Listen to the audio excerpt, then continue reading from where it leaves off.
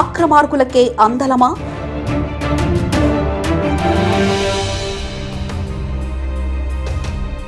అధికారికి అవార్డులో అంతర్యం, కావాలనే అక్రమాలకు మద్దతా?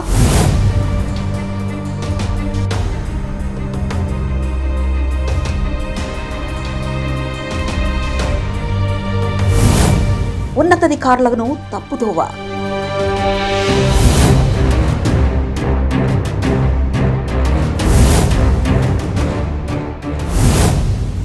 ఆయన అక్రమార్కుడు.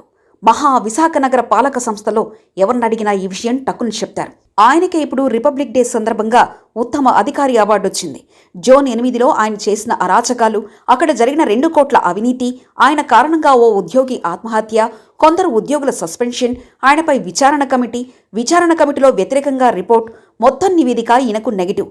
ఇలా ఆయన అక్రమార్కుడనడానికి 100 ఉదాహరణలున్నాయి. కానీ ఇవేవి జీవీఎంసీ పెద్దలకు కనిపించడం లేదు. నేరుగా ఆయనకు అవార్డు ఇచ్చేశారు. ఫలితంగా అక్రమార్కులకు అవార్డులు ఇస్తామని చెప్పకనే చెప్పారు.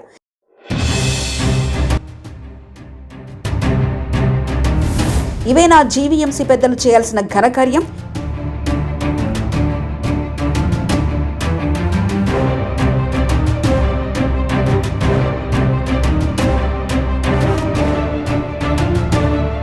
ఇదేనా పెద్ద స్థాయి అధికారులు ఇవ్వాల్సిన సంకేతం?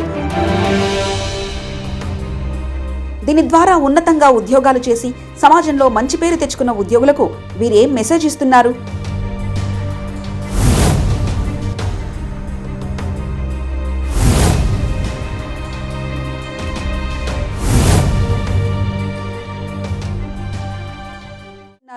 ఈ అవార్డు సదరు అక్రమార్కుడికి ఇవ్వడంలో ఆంతర్యం ఏమిటి?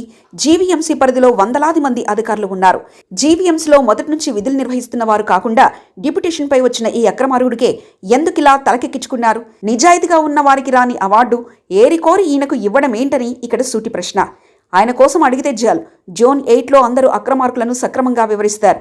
ఆయన పేరు వినిపిస్తే చాలా భయపడిపోతారు. కనీసం ఆయన అంటేనే వద్దు బాబోయ్ అంటూ పరిగెడతారు. సింహాచలంలోని ఓ వార్డు కార్పొరేటర్ కూడా ఆయనపై ఓ మినీ యుద్ధం చేశాడు. అయినా ఏం చేయలేకపోయారు. అలాగే ఉద్యోగులు ఆయనపై ఫిర్యాదులు 100ల్లో చేశారు. అయినా ఆయన్ని కదిలించలేకపోయారు. చిన్న ఉద్యోగం చేసే ఉద్యోగి తప్పు చేస్తేనే శిక్షించిన జీవీఎంసీ పెద్దలు ఈయనకు మాత్రం ఎందుకు ఇలా ప్రయారిటీ ఇస్తున్నారు? ముఖ్యంగా అవార్డు అందుకునేంత సేవ ఆయన ఏం చేశారనేది ఇప్పటికీ $1 మిలియన్ ప్రశ్న.